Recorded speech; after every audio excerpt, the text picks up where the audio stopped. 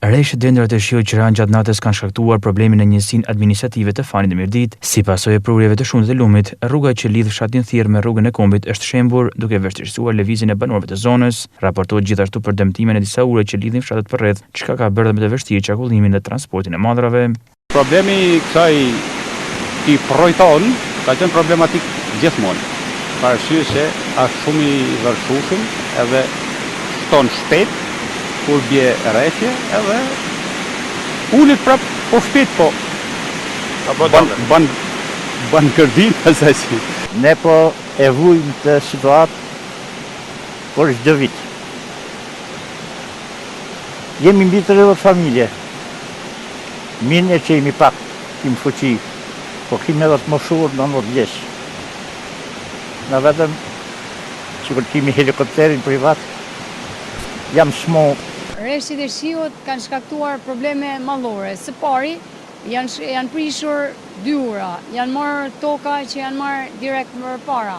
Le të themi janë prishur tokat milla që kanë pasur. Së dyti, është prishur gjithë sistemi i ujësjellësit. Ujësjellësit të cilën ne kemi bërë me forcat tona dhe me financat tona. Një.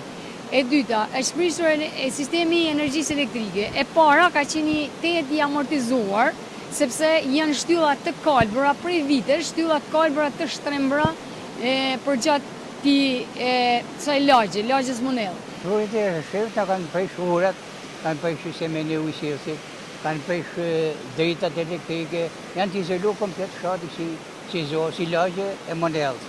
Të gjithë janë të bllokuar. Sikur një mos dikush, veç me marrë helikopter se s'kan katë shuri.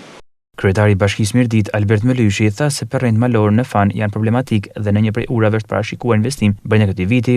Për 2 urat e tjera po shqyrtohen mundësitë e bashkëpunimit me emergjencë civile dhe ushtrinë. Kjo është një lagje me afërsisht 20 familje. Njëkohësisht është një lumë që përshkon rrugën kryesore 3 herë, pra duhen 3 ura për ta shpëtuar nga izolimi i përhershëm. 3 ura që ka bën shumë të vështirë me fondet e bashkisë për t'i ndërtuar. Momentalisht kemi në projekt 1 nga urat me fondet e këtij viti për ta ndërtuar dhe pastaj gradualisht gjatë viteve të tjera të shohim mundësitë ekonomike.